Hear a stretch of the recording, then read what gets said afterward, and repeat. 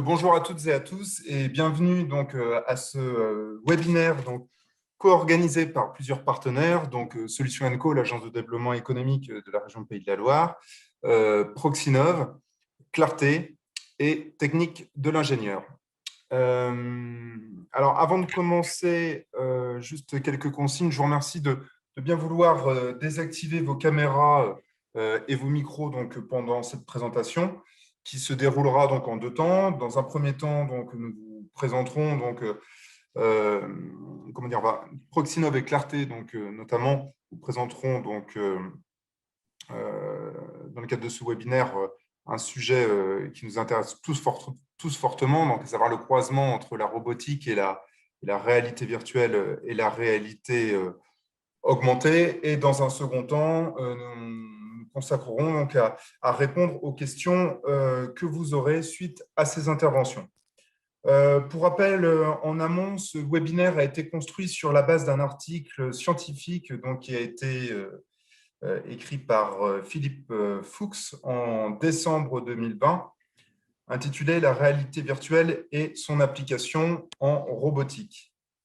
Voilà, vous aurez dans le cadre de ce webinaire des interventions croisées sur comment l'un et l'autre peuvent s'enrichir et apporter et les avantages qu'ils peuvent apporter mutuellement à une entreprise. Pour ce faire, dans le cadre de cette présentation, il y aura deux intervenants majeurs. Côté Proxinov, un centre de ressources technologiques consacré à la robotique, c'est Assia Aguedash qui interviendra. Et pour Clarté, centre de ressources technologiques expert sur les questions de réalité virtuelle et de réalité augmentée, Grégory Duvalet. Je pense qu'on peut passer à la slide suivante. Voilà, je laisse Assia présenter en quelques mots, plutôt en quelques slides, Proxinov et l'expertise que propose Proxinov. Oui, bonjour à tous, je suis Assia Agueda, je suis ingénieure robotique chez Proxinov. Proxinov est un centre technique en robotique industrielle. Nous sommes basés à La Roche-sur-Yon en Vendée. Proxinov, en quelques chiffres, c'est un réseau qui regroupe environ 160 adhérents aujourd'hui. Parmi nos adhérents, on va retrouver trois grandes familles, on va dire. 37% des adhérents de Proxinov, ce sont des fournisseurs et des équipementiers, des fournisseurs de solutions robotisées, des fabricants de robots industriels, des fabricants des systèmes de vision, des systèmes de prévention et autres. De l'autre côté, on va trouver les utilisateurs. Ce sont les entreprises qui utilisent des solutions robotisées aujourd'hui, qui regroupent qui représentent 33% des adhérents de Proxinov. Les entreprises utilisatrices des solutions robotisées, elles font partie, on va dire, de différents secteurs d'activité. On va retrouver des entreprises dans l'agroalimentaire, dans la métallurgie, les métiers du bois, etc. Et au milieu de cette chaîne d'industrialisation robotique, on va retrouver les intégrateurs. Les intégrateurs, ce sont les entreprises qui vont aller jusqu'à l'installation la mise en place de l'installation finale chez le client, chez l'entreprise utilisatrice. L'offre de service de Proxinov, elle est représentée de cette manière. On va retrouver les études industrielles et les expérimentations. Les études industrielles, ce sont la démarche de projet. Justement, c'est ce qu'on va développer un peu plus loin dans cette présentation, dans ce webinaire. Les études industrielles, c'est notre démarche d'accompagnement. Comment on accompagne les industriels dans leur projet de robotisation. On a dans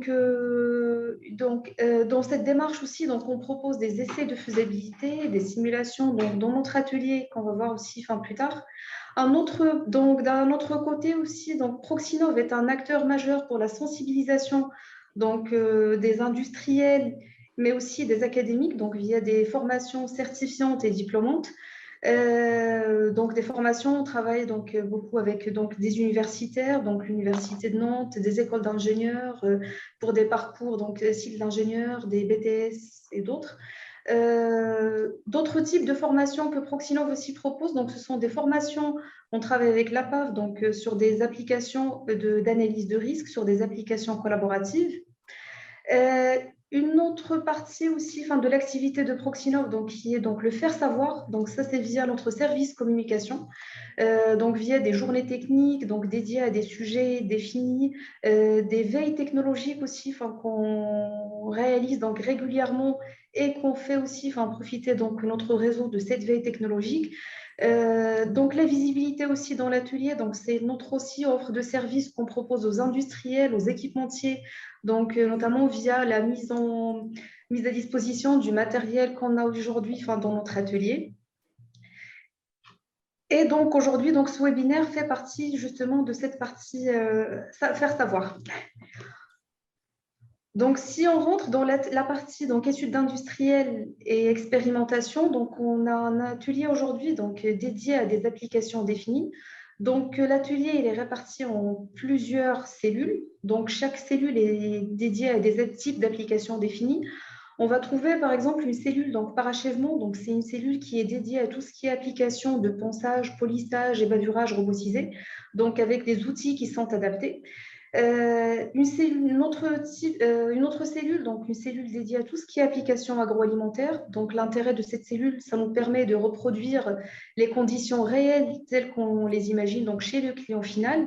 Donc pareil avec des architectures robots qui sont dédiées au secteur de l'agroalimentaire. Une autre cellule, donc, qui est la cellule soudage, donc c'est une cellule pour tout ce qui est application de soudage. Donc cette fois-ci, on est sur 2 robots industriels, donc un robot pour la manutention, pour la manipulation de pièces et un autre robot donc qui est équipé d'une torche de soudage donc pour réaliser des essais de faisabilité donc du soudage robotisé. Cette cellule, donc, elle a la particularité qu'elle communique via aussi un robot mobile. Donc là, on est sur une architecture AGV, donc avec une cellule logistique, où là, on est sur une cellule donc, robotisée avec des systèmes intelligents aujourd'hui de vision industrielle. Là, on est sur des applications de débraquage et l'avantage, c'est que les 2 cellules donc, peuvent communiquer toutes les 2. Une autre cellule, donc parmi les cellules, on va dire les plus récentes aujourd'hui, donc on va trouver la cellule usinage. Alors, une cellule pour 2 types d'applications. Là, on souhaite donc montrer la possibilité donc d'usinage robotisé, donc, mais aussi donc une autre application qui est le service à la machine, c'est-à-dire tout ce qui est application de chargement, déchargement des tours d'usinage. Une autre cellule, donc, qui est la cellule fabrication additive. Donc, c'est une cellule équipée de différents types et de différents technos d'impression donc 3D. Cette cellule, donc, l'intérêt, on va dire, de cette cellule, c'est qu'on l'utilise pour réaliser donc nos pièces en interne, donc pour réaliser nos prototypes, les différents prototypes qu'on fait dans l'atelier. Mais aussi, c'est une cellule qu'on met à disposition donc à notre réseau avec bien évidemment un conseil, donc un collègue qui est expérimenté en fabrication additive. Donc, il est là pour orienter le choix, on va dire, de la solution et pour aider à réaliser des pièces en 3D. Une autre cellule que nous avons aussi dans notre atelier, donc c'est une cellule assemblage. Alors cette fois-ci, on est vraiment sur une cellule qui est complètement donc, flexible et agile. Donc c'est une cellule qui est équipée de différents bras collaboratifs. L'intérêt, donc, de la particularité de cette cellule, c'est qu'on est sur une cellule, donc on peut travailler sur différents types d'applications en même temps, ou on peut travailler également donc, en ligne de production. Toutes les opérations de chargement, déchargement de cette ligne, de cette cellule, donc elles se font via un robot mobile, donc une techno AMR, donc, que nous avons dans notre atelier. Cette cellule aussi, donc, on l'utilise dans le cadre de nos formations et essentiellement dans le cadre de la formation APAV sur l'analyse de risque sur des applications collaboratives. La dernière cellule qu'on peut citer, donc la dernière arrivée chez Proxinov, donc, qui est la cellule palettisation, donc tout simplement pour réaliser, prototyper aussi des applications de palettisation qui peuvent répondre aux besoins des industriels.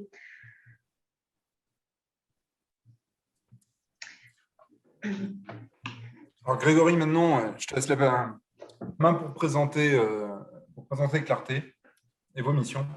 D'accord. Donc, merci Jean-Guillaume. Donc, je suis Grégory Duvallée. Je suis conseiller technologique en réalité augmentée, réalité virtuelle chez Clarté. Et Clarté, qui est un CRT comme les Proxinov, donc un centre de ressources technologiques Nous avons 25 ans cette année et voilà, notre expertise, c'est sur les technologies immersives. Donc, on permet aux grands groupes comme aux TPE-PME d'accéder à de la R&D sur ces technologies immersives. Voilà. Pour l'histoire, on a commencé par la réalité virtuelle dès 1998, puis la réalité augmentée en 2008 et enfin, depuis 2018, nous avons des compétences en intelligence artificielle couplées, hybridées avec les deux autres technologies. Donc, on va se servir de la reconnaissance de patterns, d'images, pour pouvoir les inclure dans des expériences de réalité augmentée ou de réalité virtuelle. Aujourd'hui, le cœur d'activité de Clarté, c'est de la R&D, c'est lever des verrous technologiques, permettre aux entreprises d'accéder à des nouveaux services ou des nouveaux usages via ces technologies. Mais on permet également d'accompagner les entreprises sur de l'état de l'art, de la veille technologique, toujours sur ces technologies, mais aussi de réaliser des cahiers des charges, un accompagnement, même si voilà, il n'y a pas forcément de la R&D derrière, mais comme on a une très bonne connaissance du domaine de l'écosystème des entreprises qui travaillent sur ce secteur, que ce soit au niveau de la région Pays de la Loire où Clarté est basée, puisque Clarté est basée aujourd'hui à Laval, au Laval Virtua Center, mais également au Technocampus Smart Factory à Montoire. Donc, deux dispositifs où, au final, on permet aux entreprises également de pouvoir visualiser en temps réel à échelle réelle, à échelle 1, les maquettes 3D, les prototypes, que ce soit des prototypes de chaînes de montage, d'usines, de nouveaux produits. Alors, avant de lancer le sujet, quelques mots sur le Technocampus Smart Factory, donc, qui a été évoqué par Grégory dans le cadre de sa présentation. Quelques mots de présentation. Donc, le Technocampus Smart Factory, c'est une plateforme de recherche collaborative dédiée à la réalité virtuelle et à la réalité augmentée, qui a été créée en 2014 par la région Pays de la Loire et qui est située à Montoire de Bretagne. La plateforme donc, est gérée par Solutions & Co, donc l'agence de développement économique, et co-animée donc, par Solutions & Co et Clarté. Notre objectif, c'est d'offrir aux entreprises de toute filière des séances ultra immersives dans des salles dédiées. Pour ce faire, nous avons donc 3 types d'équipements. Nous avons un cave, donc un cube immersif 5 faces en fait, composé de vidéoprojecteurs stéréoscopiques qui permettent de travailler en immersion totale, notamment de réaliser des maquettes virtuelles d'objets particulièrement volumineux et particulièrement complexes. Vous avez une illustration, si vous voyez bien, sur la petite photo qu'il y a sur cette même slide. Nous avons également 2 CAD-walls collaboratifs, donc qui sont des écrans stéréoscopiques équipés de caméras traquées, ainsi qu'une salle donc dédiée aux casques de réalité virtuelle et de réalité augmentée. Grégory, la slide suivante, s'il te plaît. Merci. Alors, pourquoi utiliser les technologies de réalité virtuelle et de réalité augmentée? Pour 3 raisons principales. La première, donc, pour des raisons d'économie, puisque passer par des maquettes virtuelles, ça permet d'éviter les coûts liés aux maquettes physiques, qui sont particulièrement coûteuses et non évolutives.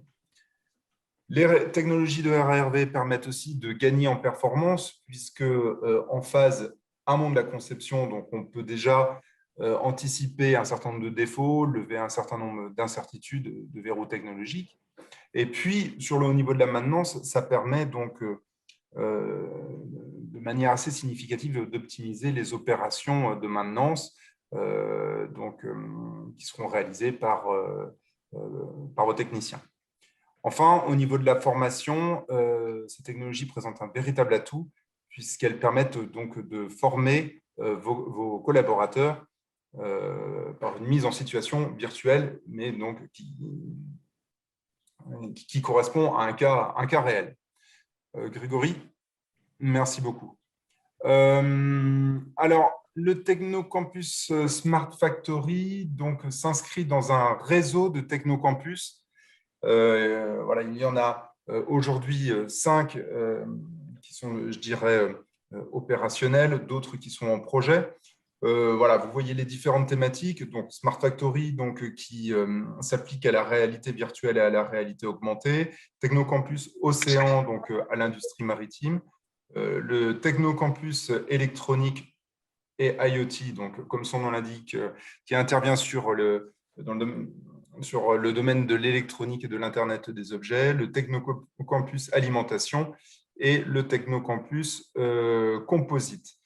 Il y a également un projet d'un nouveau technocampus consacré à la robotique, donc, qui sera animé par Proxinov, dont Asia vient de vous faire la présentation.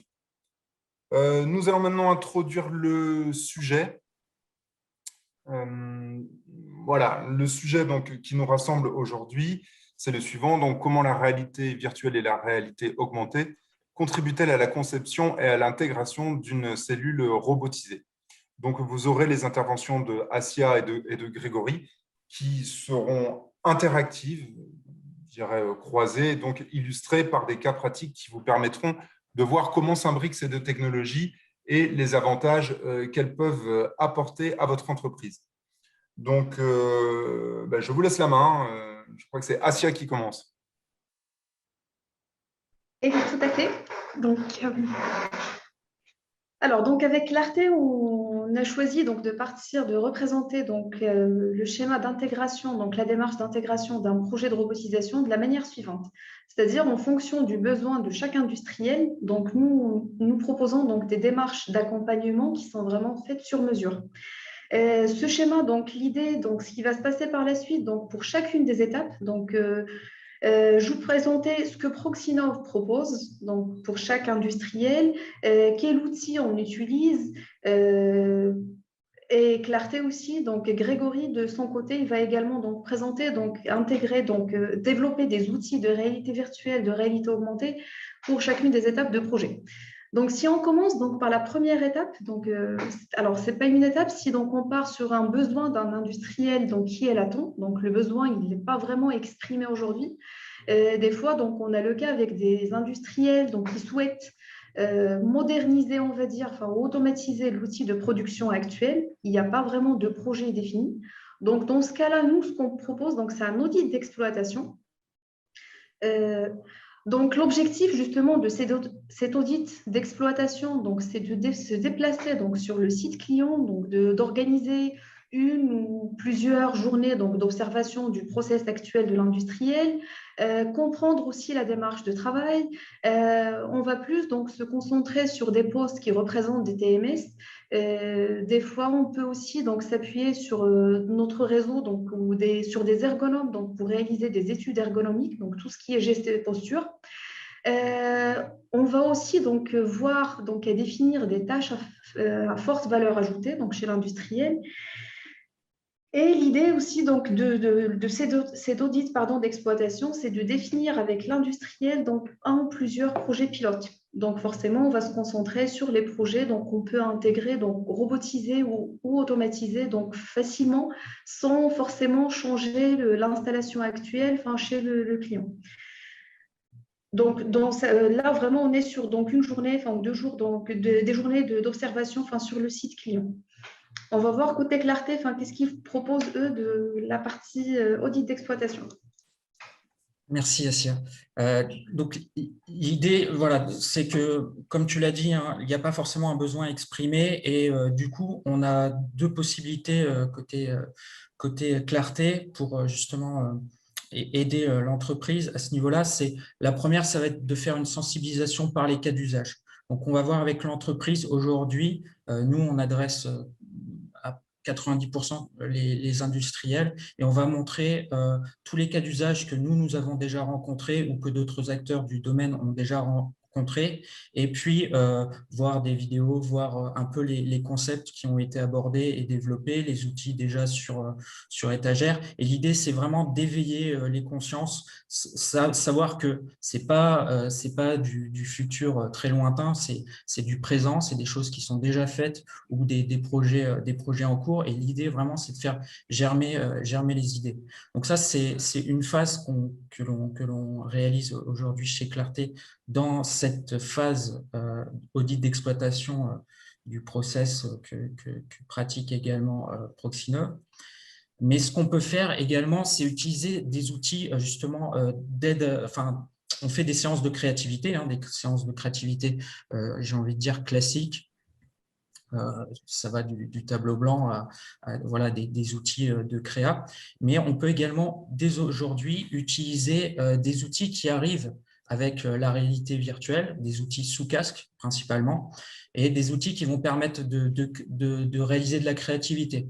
Alors, on en a vu déjà pendant la phase de confinement qui permettait de faire ces séances de créativité à distance.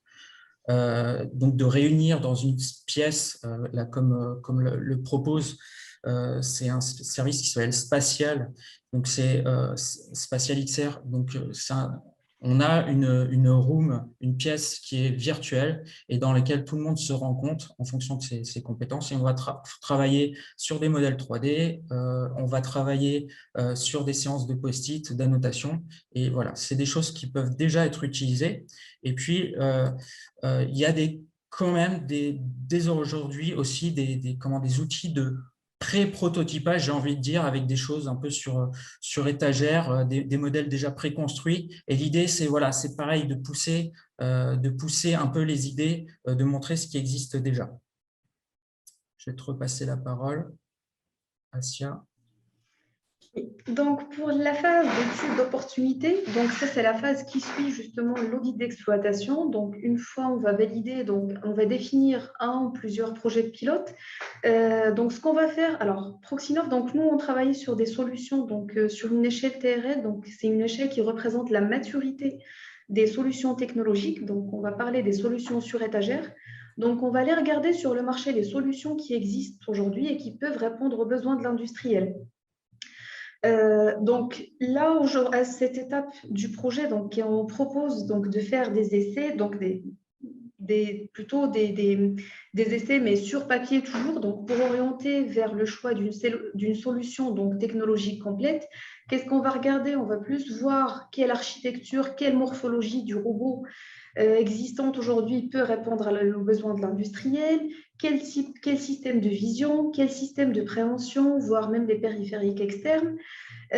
Donc, on propose plusieurs scénarios donc, industriels avec bien évidemment des estimations budgétaires avec un calcul des ROI. Ça permet à l'industriel de se projeter donc, dans la future solution. Bien évidemment, donc l'idée, c'est d'investir avec le maximum de pertinence et le minimum des risques.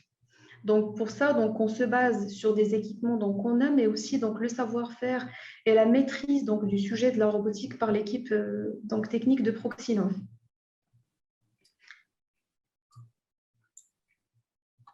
Alors, toi, Grégory. Merci. Donc, nous, sur cette phase-là, aujourd'hui, donc, comme Proxinov, on va conseiller en fonction en écoutant les besoins du client. L'idée vraiment, c'est on a cette connaissance, je l'ai dit tout à l'heure, de l'écosystème des dispositifs et on entretient aujourd'hui à la fois, comme on peut le voir en bas, là sur le côté, des matrices, des benchmarks de dispositifs matériels, donc sur les casques, que ce soit des casques de réalité augmentée ou des casques de réalité virtuelle. On a une très bonne connaissance également. En ce moment, on est pas mal consulté sur des dispositifs type Cave, donc la mise en place de Cave dans des entreprises. Donc on va les conseiller, on va aborder les matrices avec les différentes spécificités que l'on connaît et que l'on peut adresser en fonction des besoins. Et puis, on va réaliser des états de l'art sur les projets qui ont déjà été réalisés, sur les produits logiciels qui existent déjà et qui peuvent répondre ou pas aux besoins. du client. Et puis, ça va pouvoir permettre soit de partir sur un projet collaboratif avec la constitution d'un consortium autour des besoins qui n'ont pas été répondus avec les solutions existantes du marché. Enfin, voilà, on aborde un peu cette phase comme Proxinov. Je te passe la parole, Assia. Alors, donc, une fois on a réalisé donc, ce livrable donc, qui représente une première phase, on va dire, un premier jet donc, de l'étude et de l'installation qu'on souhaite, donc qu'on propose à l'industriel, on peut ensuite donc, passer aux essais de faisabilité. Alors, les essais de faisabilité, donc, il y a différents moyens donc, que nous avons à disposition, donc, notamment les différentes cellules qu'on a. L'idée donc de ces essais de faisabilité, comme je l'ai dit tout à l'heure, c'est de permettre à l'industriel de se projeter dans sa future installation. Ici, on a donc deux façons, on va dire, de faire, donc de réaliser ces essais de faisabilité. La première vidéo, donc, qui est sur la gauche, là, on était sur un projet, donc c'est l'exemple d'une application de dévraquage des écrous et une opération donc, de contrôle de taraudage, donc présence-absence. Donc, pour cela, donc, on a utilisé des équipements que nous avons en interne. Il y a aussi donc, d'autres éléments donc, qu'on demande à notre réseau pour réaliser ces essais. Et donc, l'idée, c'était de fournir un rapport donc, final ou à l'industriel pour valider le choix de la techno qu'on a utilisée, avec bien évidemment toujours un chiffrage. Une autre façon aussi qu'on peut faire, donc qu'on peut utiliser dans cette étape de projet, donc ça va être ce qu'on appelle de la PHL, donc de la programmation en ligne. Alors cette fois-ci, quand l'installation est un peu, on va dire, très compliquée à réaliser, donc à prototyper à l'échelle 1, on va utiliser donc des outils informatiques donc, que nous avons en interne. Et là, on va venir simuler donc, le robot avec donc, la pièce. Donc, on part de la CAO de la pièce. Et toujours le but est toujours le même. Donc, c'est valider les cadences, les accessibilités robots, les temps de cycle, voire même la qualité finale quand on est sur des applications. On cherche à avoir une qualité produit typiquement les applications de ponçage ou de parachèvement en général. Donc, on a différents outils. Donc, sur cette première vidéo, justement, on voyait un système donc, de vision. On intègre, donc l'idée, c'est d'associer, donc, de valider le choix du préhenseur, valider le choix du capteur de vision utilisé, valider l'architecture du robot. Et donc, tout ça, voilà, pour proposer une solution telle qu'on l'imagine intégrée chez le client, chez l'industriel. À toi, Grégory. Donc là, moi, je vais vous parler dans cet essai de faisabilité. Nous, on avait réalisé en 2019 avec Proxinov un prototype pour le salon Global Industrie, donc avec une réalisation, et on voit un peu tous les éléments de réalité augmentée, de réalité virtuelle qu'on avait utilisés pour cette preuve de concept.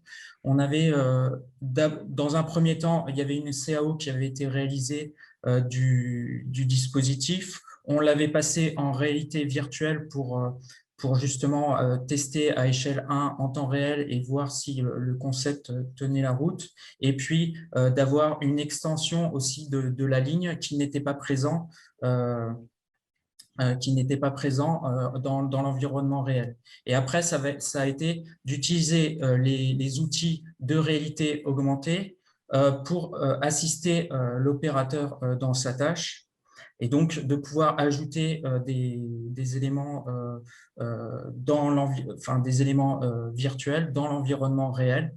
Et donc on pouvait ajouter des modèles 3D de robots, et puis de pouvoir commencer également d'avoir des éléments de PHL, de programmation hors ligne, pour vraiment assister l'opérateur pour se projeter voilà, dans son futur projet de robotisation. Alors, donc, toujours dans la même étape, donc toujours dans les essais de faisabilité, cette fois-ci, donc, on va plus s'intéresser donc, à des bras collaboratifs et aussi à la robotique mobile. Donc, on réalise aussi donc, des essais de faisabilité chez nous, bien évidemment, toujours dans le même esprit, hein, valider donc, des caractéristiques techniques, mais aussi pour réaliser donc, l'analyse de risque, un point clé dans des applications collaboratives. Donc, pour cela, donc, on se base énormément sur notre cellule assemblage avec les différents cobots que nous avons à disposition. L'idée, c'est de réaliser aussi donc, les analyses de risque donc, avec des organismes de contrôle. Et l'objectif est d'anticiper donc, cette étude-là avant la phase d'intégration finale enfin, chez le client. Euh, Par exemple, là, on voit une vidéo donc, avec notre robot mobile que nous avons donc, sur les lignes d'assemblage pour des applications donc, de chargement et déchargement de la ligne d'assemblage. On va voir aussi donc, une autre donc, sur les figures, donc sur la droite, donc la partie donc, collaboration homme-machine. C'est à partir de là, on va pouvoir définir donc, la hauteur à laquelle où le cobot doit être installé, les zones aussi enfin, de travail, donc quelles zones enfin, pour le robot, quelles zones pour l'opérateur, en se basant donc bien évidemment sur des normes enfin, qui existent aujourd'hui pour réaliser ces analyses de risque. Toujours de la même manière, ce sont des choses donc, que nous, on peut faire en interne, mais qu'on sollicite également des organismes de contrôle donc, qui interviennent pour nous aider à faire ces études-là, donc l'analyse de risque.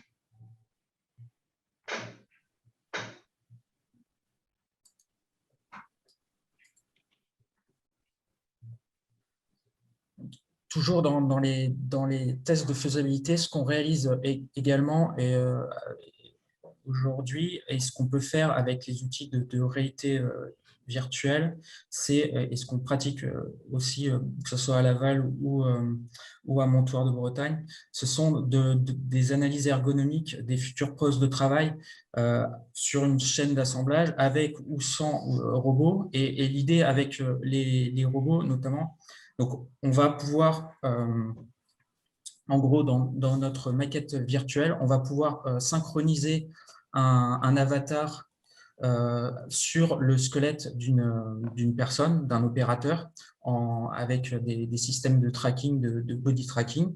Donc, on va l'équiper de constellations qui vont être repérées par des caméras à balayage infrarouge. Et l'idée, voilà, c'est que chaque mouvement soit synchronisé et du coup, on va pouvoir avec une surcouche logicielle, anticiper tous les risques de troubles musculo-squelettiques selon une évaluation de la cotation de Roula. Et puis, et donc voilà, et donc comme on voit sur l'image, tout ce qui est en orange, tout ce qui est en rouge ne sera pas validé.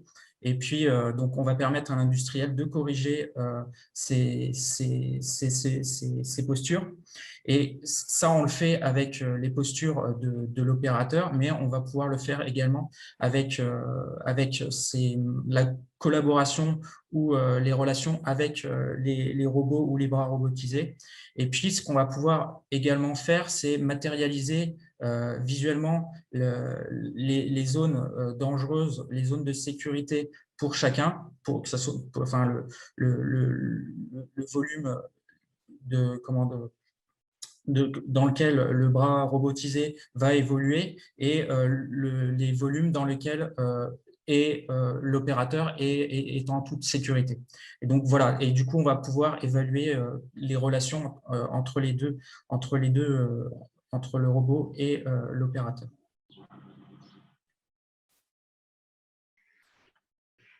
Alors, donc, dans la phase d'intégration au projet, donc, une fois on a validé donc, les essais de faisabilité avec le client final, donc une fois on a choisi la techno donc, la plus adaptée, la mieux adaptée enfin, pour enfin, pour le client, on va aussi donc l'accompagner dans la rédaction du cahier des charges et faire aussi donc, le lien entre l'intégrateur et le fournisseur de la solution technique. Nous, dans cette étape d'intégration, donc on reste toujours donc, dans la boucle donc, pour réaliser un suivi des phases d'intégration. On peut donc aussi intervenir donc, pour accompagner l'industriel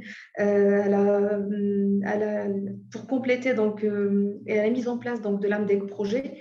et on assure donc également un suivi pendant les différentes phases d'intégration d'un projet industriel chez le client final. Donc, l'objectif justement de cette intégration, pardon. Oui, je te laisse. Voilà, donc on rappelle toujours donc l'intégration d'un moyen robotisé chez le client final. Donc, bien évidemment, c'est d'améliorer les conditions donc, du travail et de la sécurité des opérateurs. On peut donc également accompagner l'industriel pour construire des groupes de travail, donc souvent des groupes de travail donc, de différents services, donc entre le service production, le service maintenance. Et l'idée, c'est vraiment de garantir, de s'assurer de la bonne, on va dire, intégration chez l'industriel.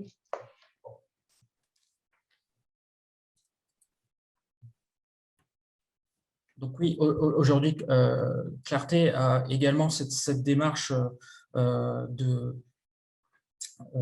sur l'intégration, de permettre de faire la relation avec l'intégrateur une fois les briques technologiques qui ont été développées. Et l'idée également, alors ça c'est sur nos phases projet, mais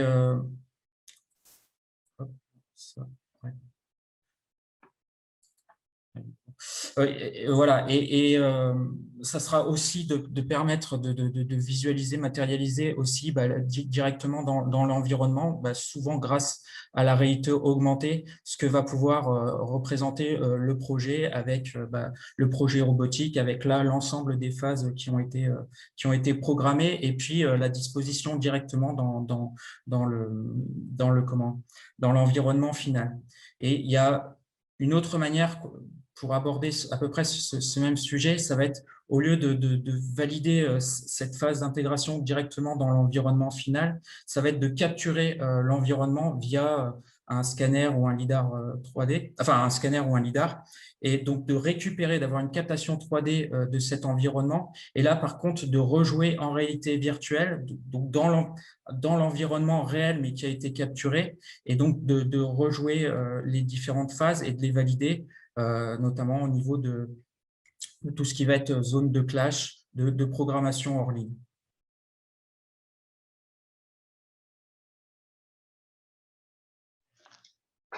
Donc, en ce qui concerne la dernière phase d'intégration, de démarche d'intégration d'un robot industriel, donc on va trouver la phase d'amélioration continue. Alors, une fois donc l'intégration est faite donc, de l'installation robotisée chez le client, donc chez l'industriel, nous, on peut l'accompagner donc, pour réaliser donc, pour la formation des équipes, alors, la formation, mais aussi donc, d'impliquer les différentes équipes, alors des formations sur l'utilisation donc, du matériel, mais aussi on intervient aussi donc, pour organiser des réunions, donc des suivis pour aussi, pourquoi pas, définir donc d'autres projets donc de robotisation, des potentiels projets donc de robotisation chez le client final. L'idée, c'est donc de faire évoluer donc, les règles métiers, aussi de réorganiser le travail. Les types de formation ici, ce qu'on voit par exemple sur les vidéos, donc c'est l'exemple d'une formation donc, dans nos locaux qui était donc la prise en main de différents bras collaboratifs. Donc voilà en ce qui concerne la dernière étape pour nous, donc l'amélioration continue. De notre côté, en fait, la phase finale, enfin la dernière phase, au final, c'est le client qui souhaite monter en compétence et pouvoir développer lui-même ses scénarios. Donc là, on a deux formes différentes. C'est soit on va lui permettre de pouvoir développer lui-même ses propres applications via ce que nous faisons aujourd'hui, c'est-à-dire développer via des moteurs de physique, des moteurs de 3D, de développement 3D qu'on utilise dans le domaine du jeu vidéo et maintenant dans le domaine industriel, tel que Unity ou Unreal Engine, et de pouvoir être autonome à ce niveau-là. Mais ça peut être aussi d'utiliser, de lui permettre d'acquérir un process sur l'utilisation d'un outil d'édition Et alors là, il y en a plein d'autres. Là, on voit l'outil de développement de Unity pour la brique spécifique sur la robotique, mais ça peut être des outils d'édition comme Robot Studio d'ABB, mais ça peut être des formes comme Microsoft 365 Dynamics, qui a un outil d'édition pour les réalisations de formation sur HoloLens, un outil qui s'appelle Guides. Donc voilà, on va permettre de pouvoir être autonome à ce niveau-là pour les entreprises quand elles le souhaitent, à la fois sur l'édition, donc type PowerPoint, et sur la scénarisation de ces formations, de ces réalisations d'onboarding ou de programmation en ligne. Voilà. Donc, en gros, voilà comment à chaque fois la réalité augmentée ou la réalité virtuelle peuvent compléter des phases de process sur la robotique et la cobotique. Jean-Guillaume, je te redonne la main. Très bien, merci Assia, merci Grégory pour vos présentations. Je voulais, alors peut-être que Grégory, tu peux passer à la slide suivante. Je voulais vous rappeler qu'en fait, ce webinaire constitue en fait la première étape d'un programme d'événements dont le prochain sera donc une journée technique réalité virtuelle et réalité augmentée. Quelle valeur ajoutée pour les industriels? Donc cet événement donc, il se tiendra en présentiel, je crois, normalement. Oui. Aura lieu le 24 juin. Voilà, vous voyez, Dans les locaux de Proxinov. dans les locaux Voilà. de Proxinov. Merci Assia. Avec voilà, vous voyez les partenaires de l'événement. Je voulais aussi vous rappeler que l'article de Philippe Fuchs, donc la réalité virtuelle et l'application à la robotique, a été mis à disposition par Technique de l'ingénieur, qu'il est toujours en ligne, que vous pouvez le consulter. Normalement, ces articles sont payants, mais dans le cadre de ce webinaire, en tout cas, vous pouvez les consulter gratuitement. Vous serez aussi, si vous le souhaitez, invité à répondre à un questionnaire qui vous permettra d'obtenir une certification.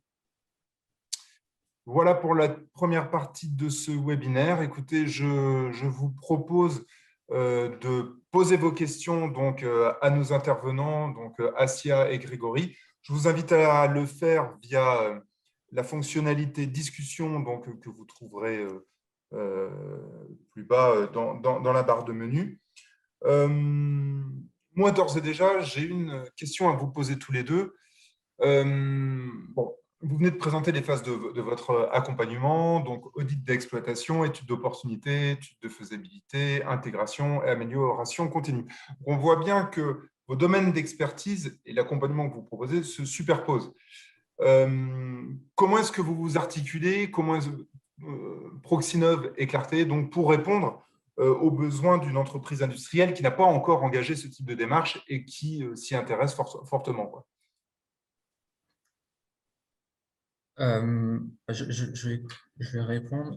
Oui. Aujourd'hui, donc que ce soit Proxinov ou Clarté, on est deux structures qui sont entre guillemets sœurs, c'est-à-dire que voilà, on a cette même activité de permettre aux entreprises d'accéder à de la R&D via nos services, via nos équipements. Et donc, du coup, on est l'un comme l'autre une porte d'entrée pour des projets de R&D.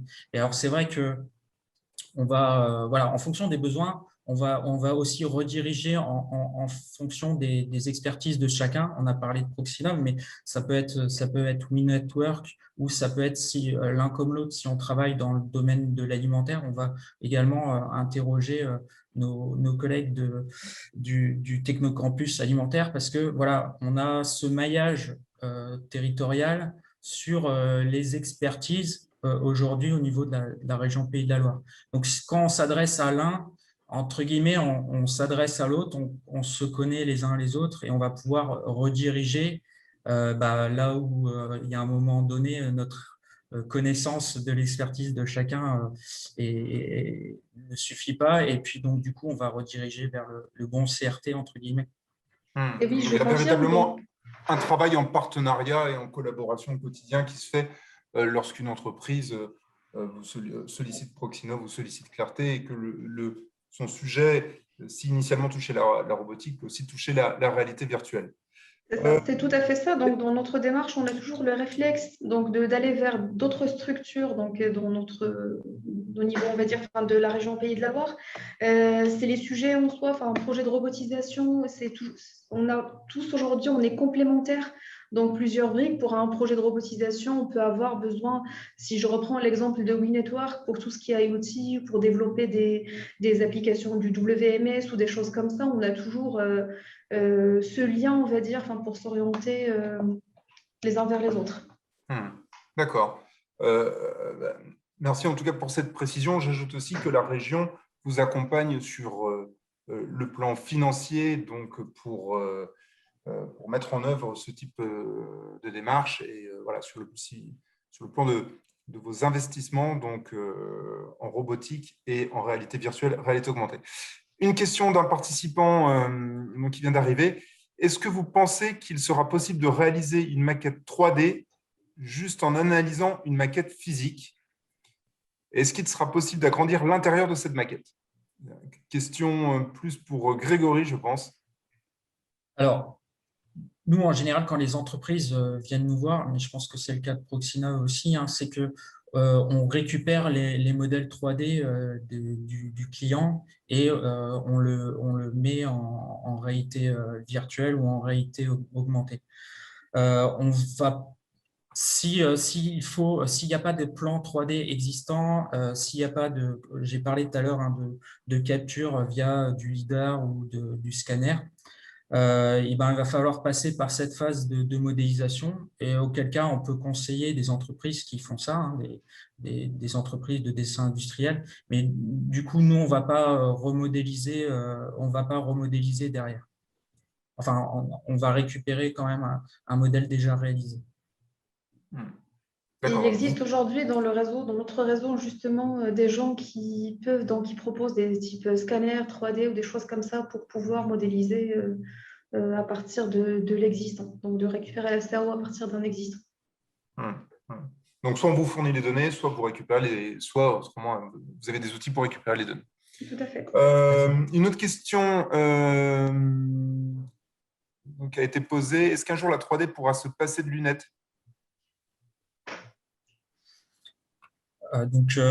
Alors, je laisse répondre, Grégory. La 3D, déjà, se passe de lunettes. La 3D, finalement, on en fait, entre guillemets, en 2D sur un écran PC. La 3D, c'est juste du dessin industriel qui existait déjà.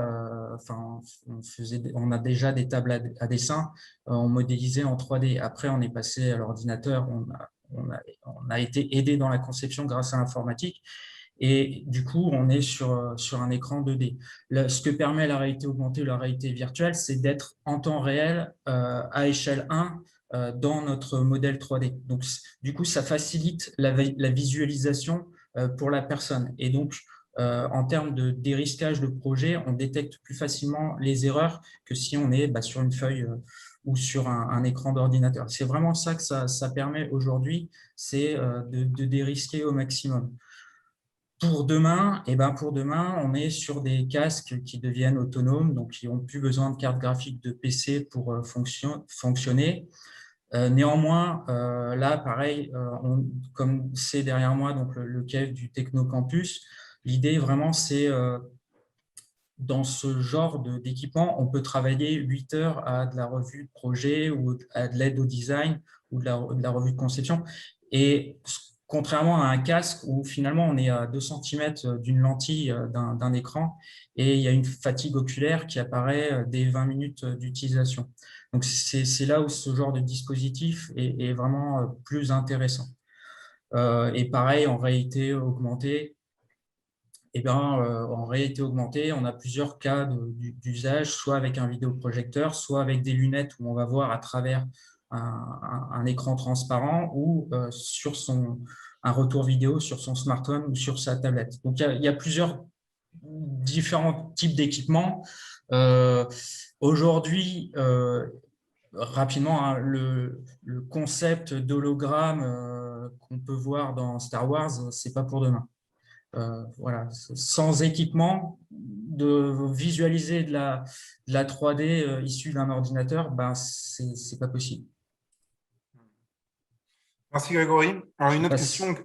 Une autre question. Est-il possible d'utiliser le modèle 3D pour visualiser des éclatés? Bah, oui. Alors aujourd'hui, il y a tout un tas de logiciels sur le marché là, qui répondent à ce besoin sur des gammes de prix assez abordables. Ça va de, enfin, voilà, en fonction des différents. Ça fait partie des différentes fonctionnalités qu'on retrouve sur un visualiseur 3D ou un visualiseur de réalité virtuelle. Voilà. Donc, c'est des choses sur étagère. Et une autre question donc, qui vient d'arriver. Quel est votre conseil dans le choix de support de visualisation, lunettes, tablettes, mobiles?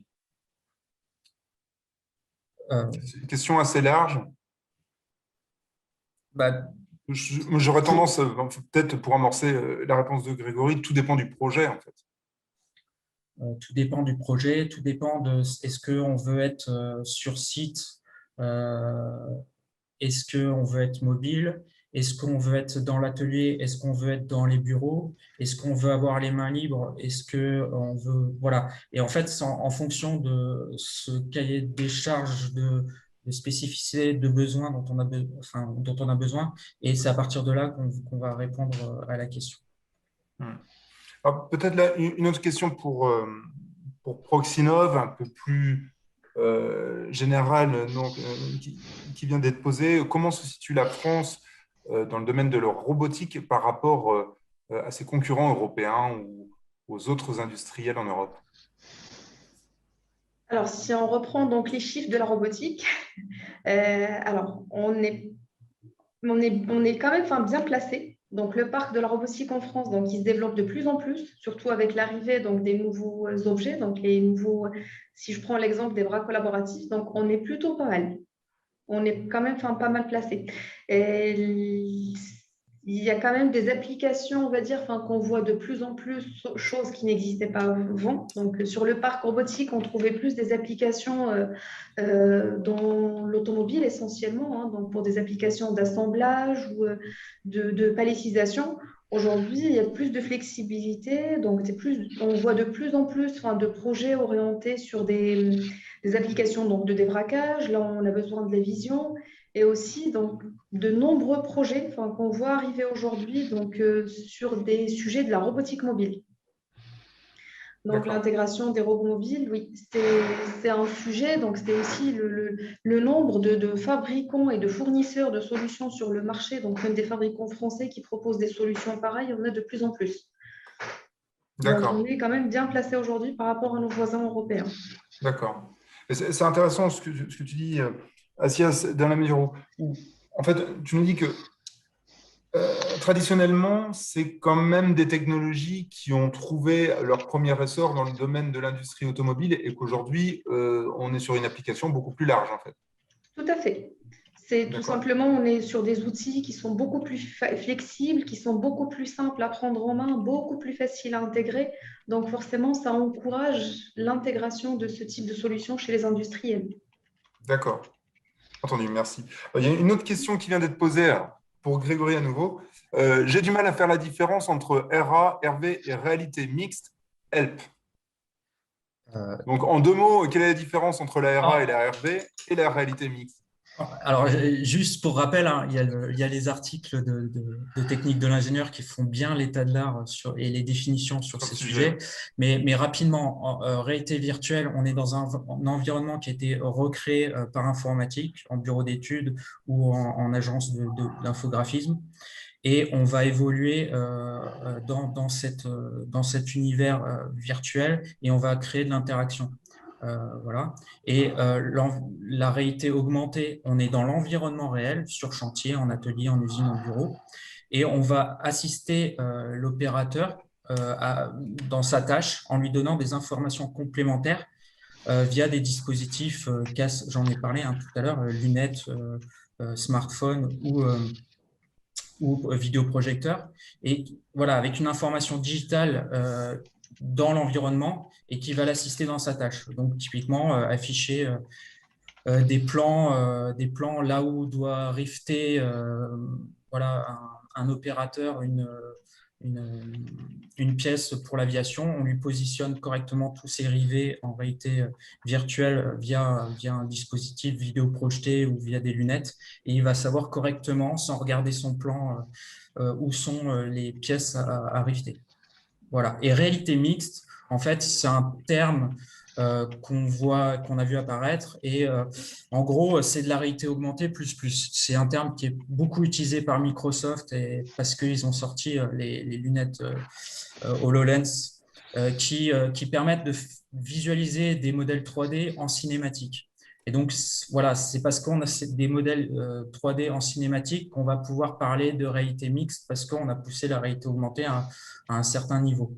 Donc, on va pouvoir visualiser en temps réel, correctement positionner des machines en train d'évoluer ou comme on en a parlé tout à l'heure, des phases de programmation qu'on a réalisées pour un robot. Et puis, il va effectuer toutes ces tâches dans l'environnement réel sous nos yeux. Puis, on va pouvoir les modifier en fonction de nos besoins. Merci. Alors, ces technologies, en fait, robotique, cobotique, réalité virtuelle, réalité augmentée, sont aujourd'hui de plus en plus accessibles pour les PME qui les utilisent de plus en plus. Est-ce que chacun de vous deux pourrait, juste en 2 mots ou en 2 phrases, donner les avantages de coupler ces technologies de manière synthétique? En 2 mots, quel est l'avantage pour une PME de travailler sur un projet de transformation, de modernisation alliant robotique et réalité virtuelle, réalité augmentée? Alors avec donc les nouvelles technologies qu'on voit sur le marché, que ce soit vraiment au robot ou au périphérique externe, le point fort, on va dire, ce qui peut permettre aux industriels, donc les PME, d'intégrer facilement des solutions, c'est tout simple. Premièrement, je vais dire la facilité de prise en main. Donc, c'est plus comme avant, on a besoin d'embaucher un roboticien pour pouvoir programmer. Donc, il y a cette facilité de prise en main avec les autres, donc périphériques externes. Si je prends l'exemple vision et préhension, les fabricants aujourd'hui, les fournisseurs de solutions, ils commencent à proposer donc des solutions plug and play, c'est-à-dire tout simplement, on va venir se brancher. Il n'y a pas besoin de générer un protocole de communication entre les 2 interfaces. Donc, ça permet d'aller beaucoup plus vite. Encore une fois, donc toujours dans le même esprit d'avoir cette facilité de programmation, c'est qu'on est sur des solutions qu'on peut déplacer. Donc là, on est dans l'esprit usine agile. Donc, on va pouvoir déplacer notre robot d'un poste à un autre. Et vu que ça reste facile à programmer, donc une personne compétente dans l'entreprise peut le faire. Donc, ça permet vraiment cette flexibilité. On n'est plus dans les grandes séries comme c'était le cas avant. Il n'y a pas forcément besoin d'un expert technicien en interne pour pouvoir utiliser ces équipements. On est désormais à l'étape du plug and play, quoi.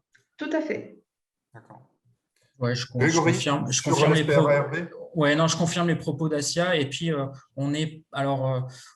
je ne connais pas forcément toutes les interfaces pour la robotique, mais à un moment donné, et notamment les entreprises qui venaient nous consulter, on était vraiment carrément dans apprendre les personnes conformées. On leur apprenait à gérer du langage C# ou C++ pour pouvoir aller directement programmer dans les outils. Et aujourd'hui, on a des interfaces d'outils qui arrivent avec de la programmation entre guillemets no code et avec juste des nœuds, des briques et des liens. Et du coup, il y a une démarche de facilitation vers l'entreprise, vers les personnes qui ne sont pas forcément formées à faire de la programmation, à acquérir des compétences de scénarisation des tâches pour ces outils-là. Je ne sais pas si je suis très clair, mais voilà, l'idée, c'est vraiment de faciliter la mise en œuvre dans les entreprises. Et donc, vous intervenez aussi sur les aspects formation, donc pour former les collaborateurs donc sur l'utilisation de ces technologies. De manière générale aussi, je vous invite donc à venir au TCSF pour voir les potentialités de la réalité virtuelle et de la réalité augmentée. Nous organisons des visites et comme Grégory l'a évoqué, comme je l'ai dit en début de webinaire, nous avons plusieurs dispositifs, des CAS, des CAD-Wall, jusqu'au cave. Voilà, vous pourrez découvrir le potentiel de ces technologies, les bénéfices pour votre entreprise, et puis nous répondrons à vos questions avec grand plaisir. Je vois qu'il est l'heure, désormais l'heure de s'arrêter là. J'espère que ce webinaire vous a plu. Si vous avez des questions, nous sommes bien entendu à votre disposition pour y répondre. Vous aurez donc nos coordonnées ainsi que le replay de ce webinaire. Donc, merci à toutes et à tous. Merci donc à Proxinov, à Clarté et à Technique de l'ingénieur d'avoir accepté qu'on puisse co-organiser tous ensemble ce webinaire.